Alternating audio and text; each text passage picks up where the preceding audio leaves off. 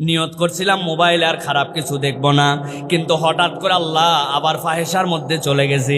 রাস্তায় বের হওয়ার সময় নিয়ত করে চক্ষু নিচে নামায় যাব, কিন্তু চক্ষু তোলার পরে চোখের গুনাহ হয়ে গেছে, কানের গুনাহ হয়ে গেছে, আল্লাহ আমি ফাহেসা করে ফেলেছি। আল্লাহ বলছেন নবী আপনি জানান, ওয়াল্লাযীনা ইযা ফাআলু ফাহিশাতান আও যালামু আনফুসাহুম যাকারুল্লাহ,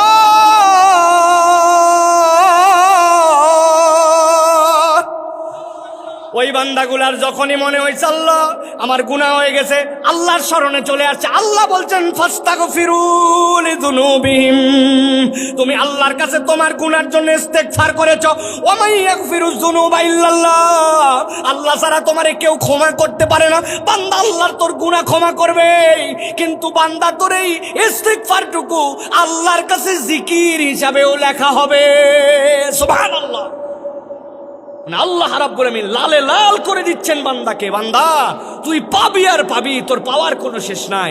অতএব আমাকে মনে রাখতে হবে আমার ইস্তেগফার কেলে ক্ষমা চাওয়া না, আমার ইস্তেগফার আল্লাহর কাছে জিকির হিসাবে পরিগণিত। সুবহানাল্লাহ।